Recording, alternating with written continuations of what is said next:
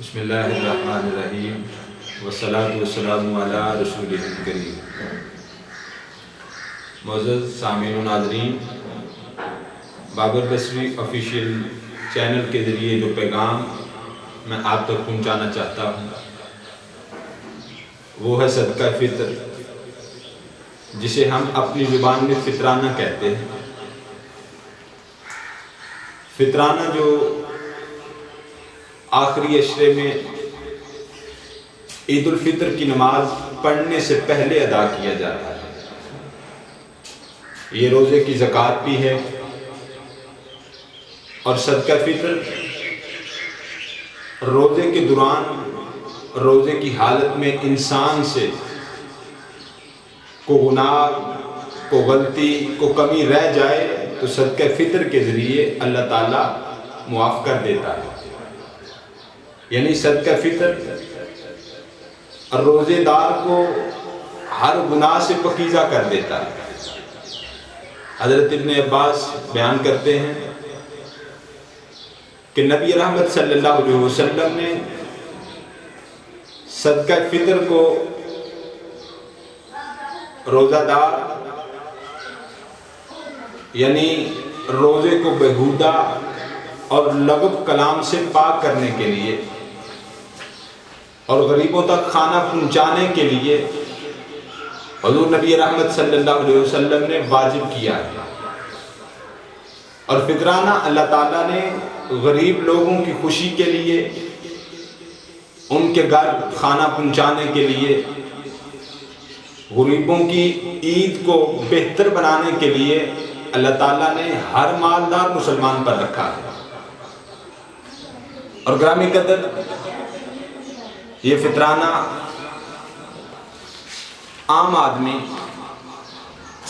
عام چیز کی رقم ہر انسان ادا کر سکتا ہے، بڑی آسانی کے ساتھ ہم اسے ادا کر سکتے ہیں۔ صدقہ فطر کی معمولی سی قیمت مالدار آدمی کے لیے تو بہتر ہے کہ وہ اچھا خاصا مال اور اللہ کا دیا ہوا مال اللہ کی راہ میں دل کھول کر خرچ کرے۔ لیکن متوسط افراد یعنی درمیانی حالت والے لوگ، جن کے پاس اللہ کا دیا ہوا مال نہ اتنا زیادہ ہے اور نہ ہی کسی چیز کی کمی ہے، ان کے لیے فطرانہ ایک سا گندم یا گندم کا آٹا یا ایک سا جو، ایک سا کشمش، یعنی ایک سا 2 یا 2.25 کلو کے برابر ہوتا ہے۔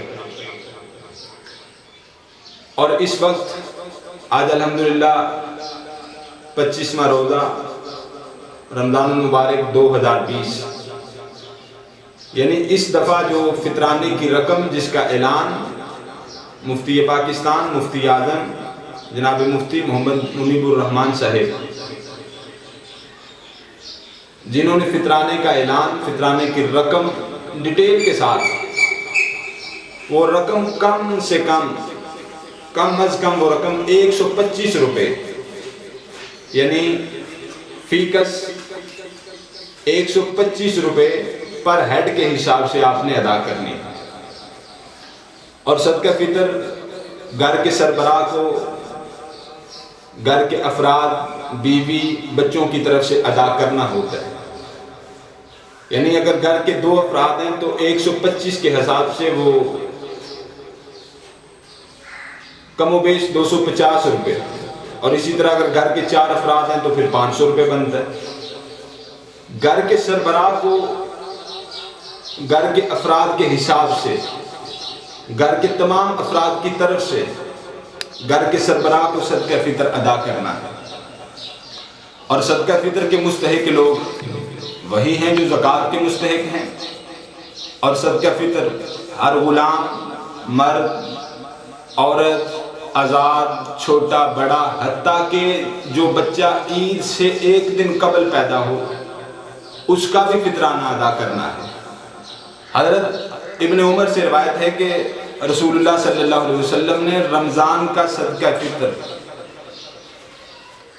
ایک سا کھجور یا ایک سا جو، غلام، آزاد، مرد، عورت، چھوٹا بڑا، ہر ایک پر فرض کیا ہے۔ اسے بخاری مسلم نے روایت کی ہے۔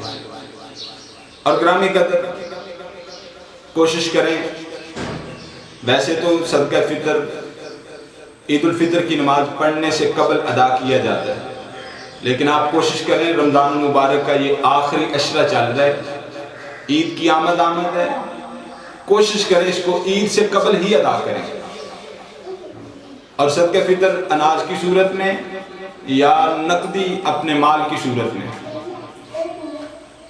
اگر ابھی آپ ادا کر دیں تو پھر مستحق افراد عید کی خوشیوں میں شامل ہو سکتے ہیں۔ اور ماہ مقدس اس ماہ میں عید کی آمد سے قبل اللہ کی راہ میں دل کھول کر خرچ کریں، اور اللہ تعالیٰ کو ویسے ہی بڑا پسند ہے وہ سخی شخص، سخی آدمی جو اللہ کی راہ میں خرچ کرتا ہے، اللہ تعالیٰ کو بڑا پسند ہے، چاہے وہ گناہ گار ہی کیوں نہ ہو۔ اور اللہ تعالیٰ بخیل آدمی سے نفرت کرتا ہے، چاہے بخیل آدمی نمازی ہو، تہجد گزار ہی کیوں نہ ہو، اللہ تعالیٰ بخیل سے نفرت کرتا ہے۔ اور آپ کوشش کریں اللہ کی راہ میں خرچ کرنے والوں میں سے بنیں، کیونکہ اللہ تعالیٰ کا حکم یا ایھا الذین آمنوا انفقوا من طیبات ما کسبتم، اے ایمان والو اپنی پکیزہ کمائی میں سے اور جو چیزیں ہم نے تمہارے لیے زمین میں سے نکالی ہیں ان میں سے اللہ کی راہ میں خرچ کرو۔